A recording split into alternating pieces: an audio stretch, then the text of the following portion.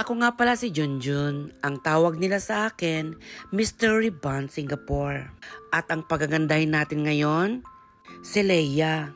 Shop owner siya ng mga beauty products at mga RTW dito sa may Lucky Plaza. Dalawin niyo yung shop niya, B, dito sa may 4th floor ng Lucky Plaza, 0468. Magbabakasyon pala si Madam sa Pilipinas, kaya kailangan maganda siya para iwas chismis na mga chismosang kapitbahay. Char! Ibabalayads natin si Madam para manumbalik ang kanyang alindog.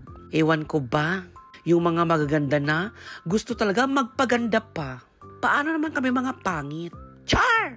Just friendly reminder lang, B. Hindi po lahat ng buhok ay pwede po sa balayads hair color. Kahit hair goals mo ito, kung ang buhok mo ay hindi pwedeng ibalayads ng ganito, hindi talaga uubra, B.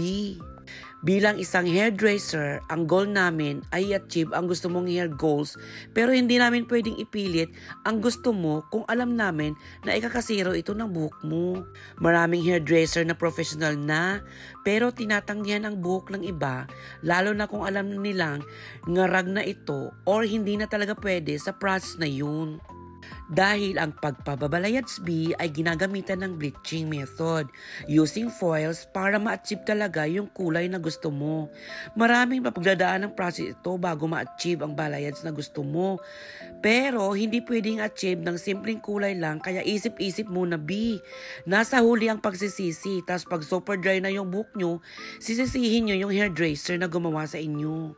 May maintain treatment din po yan para hindi po ma-fade ang color or maging healthy pa din ang buhok nyo. Kaya B, bago kayo magpabalayads, isip-isip muna bago masira ang buhok nyo. Yun lang, B.